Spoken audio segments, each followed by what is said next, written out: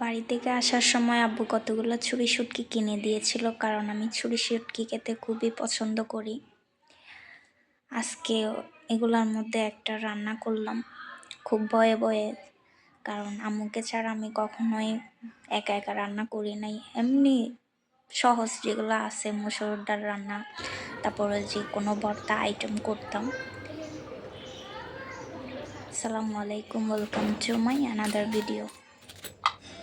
প্রথমে ছুরি শুটকিগুলা কেটে পানিতে ভিজতে দিলাম, যাতে একটু নরম হয়, উপরের ময়লাগুলো যাতে ধুইতে পারি।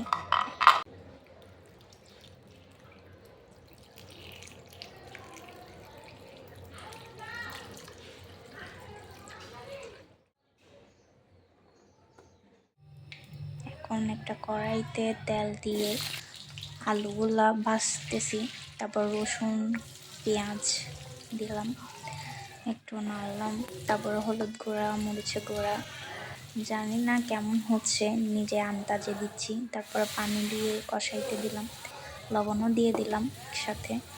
তারপর আবার পানি দিয়ে কষাইলাম, কষানো হয়ে গেলে এরপরে ছুরি শুটকিগুলো দিয়ে দিলাম। তারপর টমেটো কাঁচামরিচগুলো দিয়ে ঢাকনা দিয়ে দিলাম। ঢাকনা উল্টিয়ে দেখতেছি, আল্লাহ, হলুদ বেশি হয়ে গেছে। তারপরে একটু খেয়ে চেক করলাম, মনে হচ্ছে যে ঝাল বেশি হয়েছে। ও আবার ঝাল খেতে কম পছন্দ করে।